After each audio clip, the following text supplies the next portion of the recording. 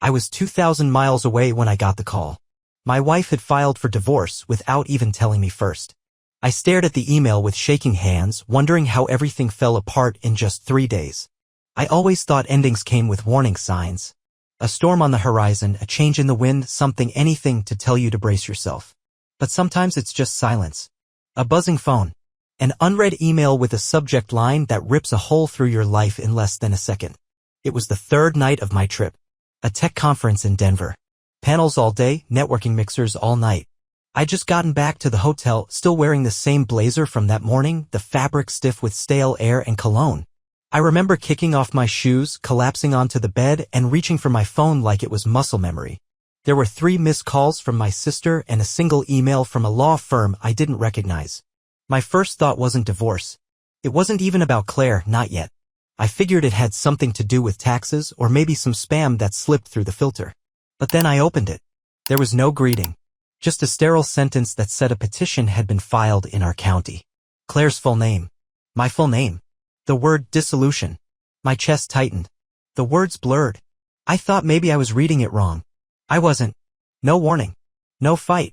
No, we need to talk. Just paperwork. I sat there, motionless, my hands still hovering over the screen, the hotel room flickering with the light of a muted television. My mouth felt dry. My thoughts scattered. Divorce. Claire filed for divorce. While I was here, while I was laughing at dumb conference jokes, shaking hands, smiling for group selfies, she was signing away our marriage. I couldn't make sense of it. We hadn't been perfect, no. Things had been off. Distant. But I chalked it up to routine, to stress, to the growing space that sometimes slips in when you stop paying attention. I thought it was something we could come back from. Something I'd fix when I got home. Now there was no home to come back to. I replayed the last time we spoke. 2 nights ago. She was quiet on the phone. Said she was tired. That she was going to bed early. I told her I missed her. She said nothing for a second too long, then mumbled something about feeding the cat. I didn't think anything of it. I thought she was just in a mood. Turns out she was preparing an exit. I called her. Straight to voicemail. I called again. Still nothing. I texted. Claire. I just got the email. What is this? No response. I didn't sleep that night. I stared at the ceiling of that hotel room, haunted by the sterile white light and the silence of a phone that never buzzed again. My mind ran in loops, cycling through every conversation we'd had in the past month, every awkward silence, every look that lingered a little too long or not long enough. I didn't cry. Not then. The hurt hadn't hit the surface yet. It was still buried under disbelief and humiliation and that cold pit of dread that forms when you realize you've been blindsided. It was like watching a car accident from the inside, in slow motion, unable to move, unable to scream. 3 days. That's all it took. I left on Sunday. She filed on Wednesday. I was due back on Friday. And now I didn't even know if I should go back. The hotel room, once a temporary home, felt like a coffin. My marriage had died while I was 2 time zones away. And Claire hadn't even bothered to tell me herself. Just a line in an email. Just silence where love used to live. When I came back home, everything was different. Her clothes were gone. The framed wedding photo in the hallway? Replaced with a bland painting. It felt like she'd erased me from the place we built together. Walking through that door should have felt like a return. Like something familiar. Instead, it felt like stepping into someone else's life, one that looked eerily like mine, only stripped of everything that made it feel like home. The first thing I noticed was the silence. Not the quiet kind you savor after a long trip, but the sterile kind. The kind that lingers in hospital rooms and empty waiting areas. It was the absence of life. Her shoes weren't by the door. Her coat wasn't hanging in its usual place on the hook. And the scent that used to cling to the air, the subtle mix of her shampoo, hand lotion, and something floral I never could name, was gone. Replaced by nothing. Just dry, lifeless air. I walked in slowly, suitcase still in hand, scanning each room like I was trying to recognize a face that used to be dear but had changed just enough to be unrecognizable. The living room looked the same at first glance. The couch, the rug, the coffee table, all there. But it was wrong. Her throw blanket was missing. The pillow she always fluffed before sitting down was gone too. A strange throw pillow in dull gray had taken its place. I didn't recognize it. I didn't recognize any of this. In the hallway, I stopped cold. Where a wedding photo had hung, us on that hill in Vermont, her veil caught in the breeze, my hand on the small of her back, there was now a framed watercolor of some faceless countryside. Beige and blue. Meaningless. She hadn't just taken her things. She had rewritten the space. I walked upstairs like I was trespassing. Our bedroom door was ajar. I stood there a second too long, afraid of what I might find or not find. Inside, the bed was made. Not in the way she used to do it, with the careful tuck of the corners and the extra throw at the foot. It was a utilitarian effort. No flourish. Just cold precision. Her side of the closet was empty. The hangers still swung gently like they remembered her hands. Even her scent in the fabric gone. In the bathroom, her drawer was empty. No toothbrush. No perfume. Not even a stray bobby pin left behind. Just blank space. Wiped clean. Like she'd never lived there at all. I sat on the edge of the bed, unsure if it was even mine anymore. The walls felt tighter. The air heavier. I hadn't realized how much of this place was her. And without her, it wasn't mine, it was just a house. For walls, clean sheets, and an echo. I'd come back expecting a conversation. An explanation. Something to cling to. Instead, I found absence. I found a ghost town. There was a small envelope on the kitchen counter. My name on the front. I opened it, hoping for clarity. Inside was a list, like something from a moving company. Took, jewelry, personal clothes, books, record player, guest room desk. Cold. Unfeeling. A checklist of a life dismantled. At the bottom, in her handwriting, didn't take anything that wasn't mine. I read that line over and over again. Wasn't mine. As if the last 8 years had been a lease agreement. I wandered from room to room after that, not sure what I was looking for. Maybe a forgotten sock. A photo she missed. A mistake that meant she'd meant to leave a piece of herself behind. But there was nothing. She'd been thorough. Surgical. That night, I slept on the couch. Couldn't bear to lie in that bed. The sheets were cold. The room's unfamiliar. I kept staring at that bland painting in the hallway, trying to remember the photo that used to hang there. The way she laughed right before it was taken. The warmth of her hand in mine. Gone. She hadn't just filed for divorce. She'd erased me. And the house, once filled with our stories, now stood silent, as if daring me to pretend it had ever been mine to begin with. You didn't hear it from me, that's how I found out. A close friend slipped up, told me she'd been seeing someone else. While I was working overtime for our future, she was already building a new one. It's strange how casually truth can surface. Not with a bang, not through confrontation, but in a careless moment. A sentence too long. A pause too short. I hadn't been looking for answers anymore. After the silent divorce filing and the vanished belongings, I'd stopped expecting explanations. Grief had calcified into routine. Wake up. Work. Avoid the bedroom. Pretend I wasn't still waiting for a text that would never come. Then one afternoon, I grabbed lunch with Tom, someone Claire and I had both known for years. The kind of friend you don't see often, but always pick up where you left off. We were halfway through our meal when he said it. I still can't believe she just left like that. I mean, especially after all the time she spent with. He stopped, fork hovering in midair. His eyes flicked away. With who? I asked. He shook his head too quickly. Forget it. I shouldn't, never mind. And that's when I knew. Not because he told me, but because he didn't. The silence was louder than any confession. My chest went hollow. I didn't press. Not right away. We changed the subject, pretended to care about the food. But my appetite was gone. Later that night, I couldn't shake it. The way he said, especially after all the time, not lately. Not just now. It had been happening. Before the filing. Before the trip. I called him.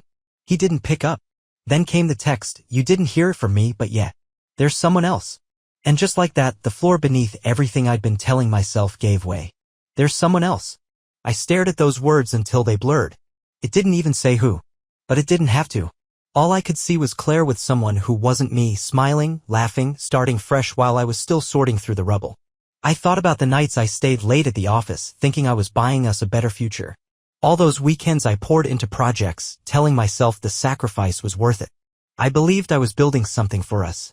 Turns out I was just keeping myself busy while she moved on without me. The betrayal wasn't loud. It didn't come with slammed doors or screaming fights. It came in whispers. Quiet exits. A list left on the counter and a photo quietly replaced. It wasn't the cheating that gutted me. It was the timing. The idea that while I was out there trying to give us more security, more options, more everything, she was already elsewhere. Already rebuilding her life with someone new, maybe even picturing a future where I didn't exist. I didn't sleep that night. I lay on the couch again, staring at the ceiling, wondering who he was. When it started. Whether it had ever really stopped. I didn't want to be that person, the one who obsesses. But every memory now came with a question mark. That girl's weekend 3 months ago. The random new blouse I hadn't seen before. The way she used to flinch when I reached for her phone. Looking back, I realized I'd known. Not consciously. But my body had known. The quiet dread. The way I started hesitating before unlocking the front door. The weight that sat on my chest without explanation. It wasn't paranoia. It was intuition. I just hadn't wanted to name it. Now it had a name. Or at least a shape. There was someone else. And Claire, my wife, hadn't just left me. She'd replaced me. I asked her, calmly, for the truth. She just said it wasn't working anymore. No apology. No remorse. Just cold silence and eyes that didn't flinch. That hurt more than the betrayal. I waited a week before I reached out. Not because I was scared of the answer, I already had it, but because I needed to know how deep the disconnection ran. I needed to hear it from her, one last time, to see if there was anything human left beneath the precision with which she'd dismantled our life. She agreed to meet. Briefly. Her text was cold, efficient. Tuesday. 11 a.m. Cafe on 4th. Like she was scheduling a dry cleaning pickup, not facing the man she vowed to spend her life with. I got there early. Of course I did. Sat at a corner table, hands wrapped around a lukewarm cup of coffee I had no intention of drinking. I kept watching the door, half hoping she wouldn't show. But she did. Right on time. Not a second early. Not a second late. She looked untouched. Polished. Like she'd had a full night of sleep, like none of this weighed on her the way it crushed me. She sat across from me without hesitation, without a flicker of discomfort. There was no "how are you," no small talk. Just that practiced neutrality on her face, like I was a coworker she barely remembered. I just want to understand, I said. She didn't even blink. It wasn't working anymore. No apology. No explanation. No ownership. Just 5 words. I stared at her, waiting for more. For some crack in her voice, some hesitation in her eyes. Nothing. Her hands were steady. Her expression unreadable. What wasn't working? I asked. We had problems, yeah? But this? Filing without even talking to me? Seeing someone else? That's not just something you slide into because it wasn't working. Still nothing. Her eyes didn't drop. Her voice didn't waver. You were always working, she said flatly. Gone. Tired. Distracted. I felt like I didn't exist. I could have handled anger. I could have handled tears. But indifference? That stripped something deeper. Because if she'd screamed at me, at least that would have meant I still mattered. You didn't even try, I said quietly. You just left. She didn't respond. Just took a sip of her drink and glanced out the window like she was waiting for the weather to change. I gave everything I had, I added. I worked late to keep us afloat. I skipped weekends with friends, trips, chances because I thought I was building something with you. She turned back to me finally and her words were clinical. I didn't ask you to do that. And that was it. No remorse. No regret. Just a scalpel of a sentence that cut through everything I had convinced myself was shared. She stood up without finishing her coffee. I have to go. I didn't stop her. I didn't say another word. She walked out like it was just another Tuesday. Like the man sitting in front of her wasn't still trying to make sense of how love dies quietly without even the decency to scream. I stayed behind, staring at the empty seat she'd left behind. My mind kept replaying that moment, her voice, flat and unbothered, saying it wasn't working anymore. She didn't try to fight for us. She didn't even pretend. That kind of apathy? It hurts more than betrayal ever could. 3 weeks later, I heard the guy left her. Apparently, he wasn't ready for commitment. She looked stunned when I bumped into her at the grocery store, alone, tired, and no ring on her hand. I didn't ask for updates. I didn't check her socials, didn't message anyone connected to her, didn't go sniffing around for scraps of gossip. But the world has a way of bringing you things you're not even looking for, especially the kind that twist the knife and somehow make you feel both vindicated and hollow at the same time. It was Matt, of all people, who let it slip. Hey, did you hear? He asked casually over a drink after work. Claire's guy bailed. Guess he wasn't as into it as she thought. I didn't respond. Just stared at the condensation dripping down the side of my glass, watching a bead of water snake its way to the coaster. She moved out of his place last weekend, he added. Back in that tiny rental near downtown. Alone. I didn't ask for details. Didn't need them. The picture was clear enough. She left a marriage for a man who couldn't even stick around a month. 3 weeks. That's all it took for the future she threw everything away for to fall apart. I told myself I didn't care. That it wasn't my problem anymore. But the truth is, it didn't feel like a victory. It felt like someone tossing away a part of me like it was nothing, only to realize they never really wanted what they took in the first place. And then came the grocery store. A Sunday morning, the kind where everything feels slow and quiet. I just grabbed a basket heading toward the produce aisle when I saw her. Claire. Standing alone by the apples, her hair tied back, sunglasses perched on her head despite the overcast sky. She wasn't dressed like the version of her I remembered, not the curated one with the designer bags and polished nails. This Claire looked tired. Like someone who hadn't slept well in days. And there was no ring. She saw me a second after I saw her. Froze, visibly caught off guard. Her lips parted like she might say something, but nothing came out. I nodded. Just a polite, quiet nod, the kind you give to strangers when you pass them in the street. She looked stunned. Almost unprepared. Like seeing me, of all people, reminded her that the past wasn't as neatly buried as she'd hoped. I walked past her without stopping. Not out of malice. I just didn't have anything to give her anymore, not words, not glances, not closure. That moment had come and gone. She made her choice. And now she was living with it. Funny how it all shook out. She left for a future that didn't exist. Burned the bridge behind her, only to find there was no road ahead. And now she stood there alone, no hand to hold, no promises whispered over wine, no one waiting for her at home. I should have felt something. Justice. Satisfaction. Closure. Instead, I just felt tired. Tired of carrying it. Tired of giving space in my mind to someone who'd already erased me from hers. I finished my shopping. Took my time. When I reached the checkout line, I glanced back once. She was gone. And for the first time, I realized I didn't care where she'd gone. She wasn't mine to worry about anymore. It began with, "Hey, how are you?" Then came the long messages. Memories. Regrets. She said she'd made a mistake. That she missed us. I read each word like it was a lie trying to sound like the truth. It started with a vibration on my nightstand. Late, just past midnight. I didn't recognize the number at first, she must have changed it. Or maybe she just never expected to need me again. The message was simple. "Hey, how are you?" I stared at it for a long time. That ellipsis. Like she was dipping a toe into water she wasn't sure was safe anymore. I didn't answer. But the texts kept coming. A day later. "I've been thinking a lot lately." Then the floodgates opened. Paragraphs. Long, winding messages filled with memories, half apologies, the kind of soft nostalgia people use when they want to rewrite the ending without facing what they did in the middle. She talked about the time we got caught in that downpour on our first trip together, laughing as we sprinted barefoot across the parking lot. She mentioned how quiet the house feels now. How empty her bed seems. How she wakes up reaching for someone who's not there. "I miss us," she wrote. "I miss the way you used to look at me like I was the only thing that made sense." I read each word slowly. Carefully. Like they were trying to trick me. Because they were. She never said sorry. Not really. There were no details, no real ownership. Just vague phrases like, "I messed up and I was confused." Regret disguised as longing. Guilt repackaged as romance. I didn't respond. But I didn't block her either. Not because I wanted her back, God, no, but because I needed to see how far she'd go. How deep she'd dig into that box of shared moments we once held sacred, now tarnished and repurposed into bait. A week later, she sent this. I didn't realize what I had until it was gone. I thought I wanted something new, but nothing felt like home the way you did. And there it was. The line designed to break me open. But it didn't. Because now I could see it for what it was, not a confession but a plea for comfort. Not about me, not really. Just her own reflection aching for stability again now that her escape plan had collapsed. She didn't miss me. She missed who she was when she had me. There's a difference. So I let the messages pile up. I let her wonder. She thought words would fix what her silence broke.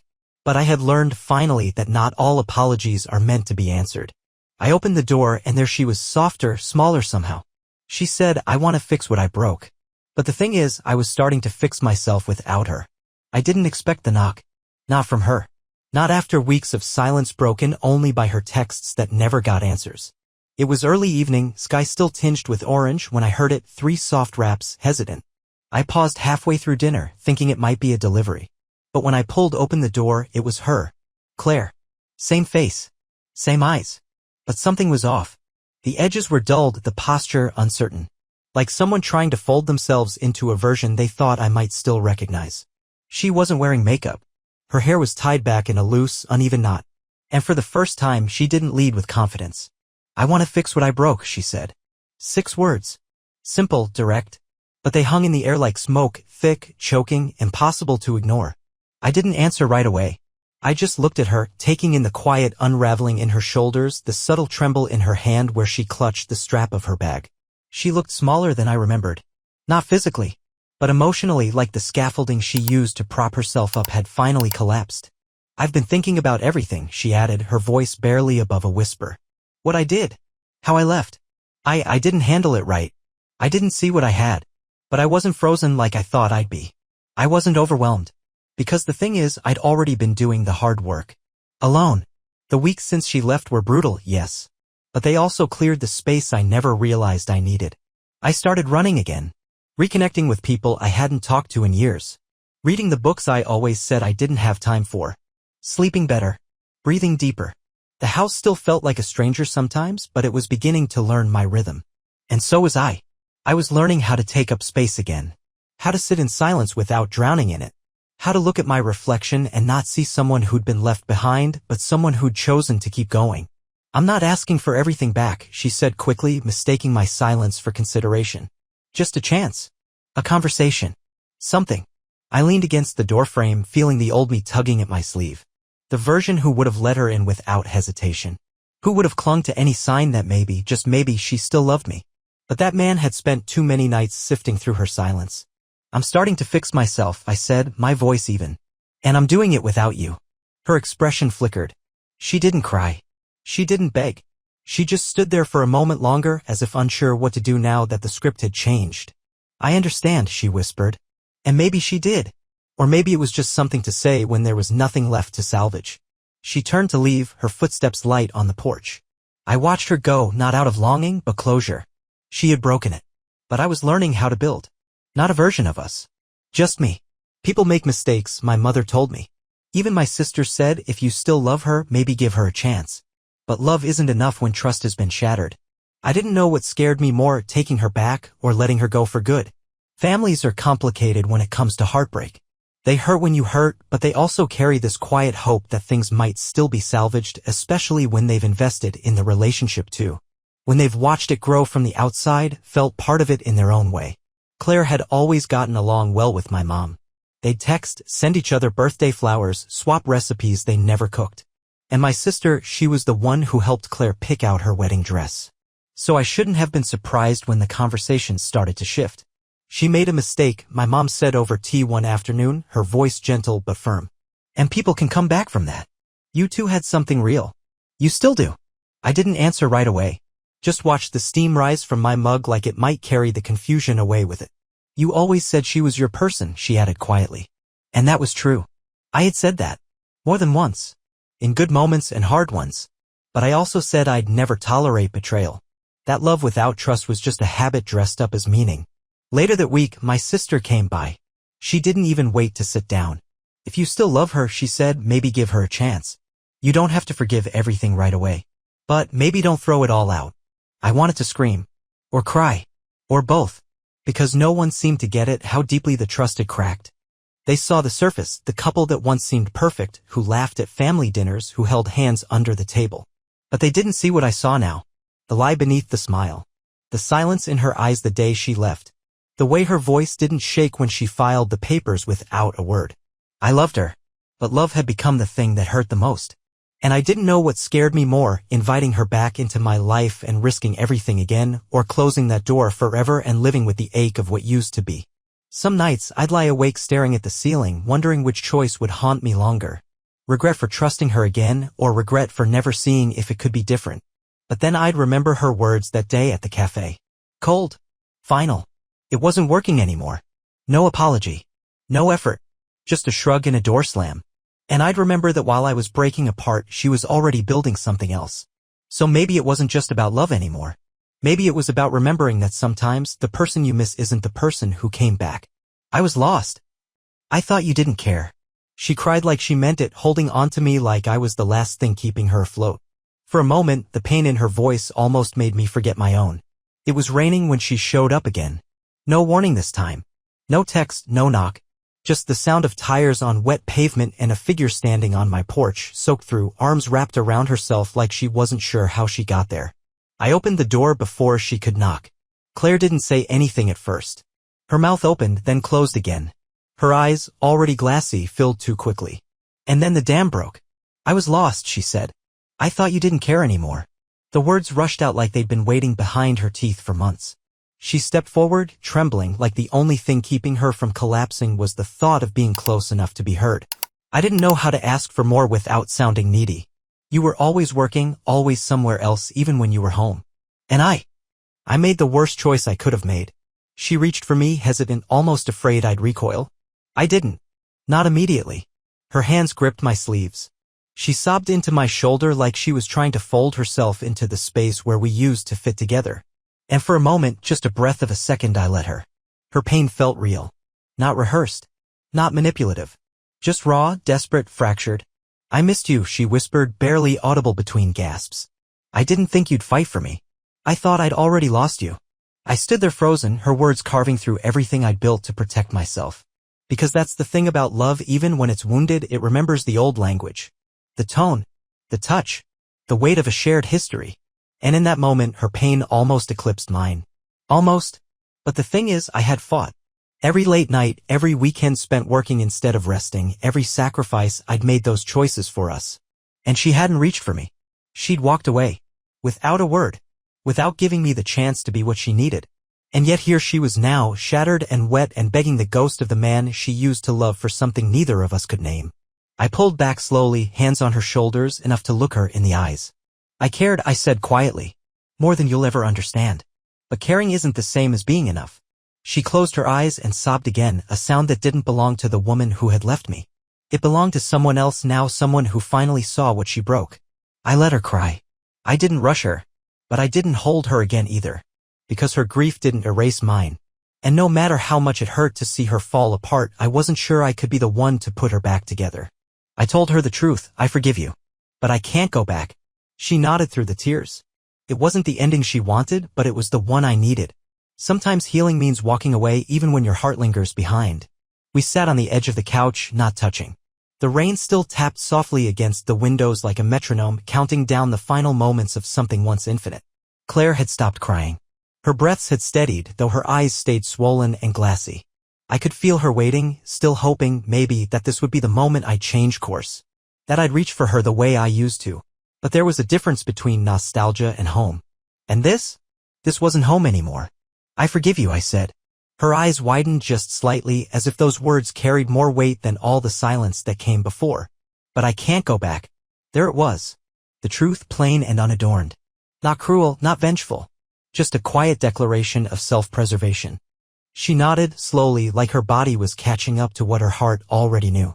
Her shoulders folded inward, not in protest, but in surrender. Not because she agreed, but because she understood. I thought maybe, she began, then stopped herself. I just thought if I said the right things, if I showed you how much I regretted it, maybe we could try again. I didn't say anything. Because there was nothing to say that wouldn't unravel what I just found inside myself, peace. The kind of peace that doesn't come from closure, but from clarity. The kind that comes after sleepless nights and unanswered questions finally stop demanding to be solved. I looked around the room, the furniture we picked together, the faded rug we used to argue about, the faint scent of a life I used to think would last forever. And yet, even surrounded by all of it, I felt separate. Like a visitor in my own past. And I knew then, healing didn't mean rebuilding what was lost. It meant choosing what was left and deciding what to carry forward. She stood slowly, wiping her eyes with the sleeve of her coat. I'm sorry, she whispered one last time. I nodded, not out of anger, not even out of sadness, just acceptance. She had made her choice. And now, so had I. She walked to the door without another word. No dramatic final glance. No parting plea. When the door clicked shut behind her, the house felt both emptier and lighter. I sat for a long time, letting the silence settle. It wasn't the ending I once wanted. But it was the one I needed. And for the first time in months, the quiet didn't hurt. It just was.